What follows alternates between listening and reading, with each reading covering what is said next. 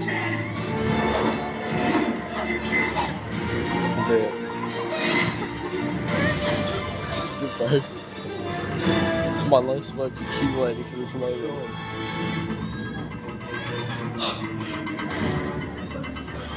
This is it.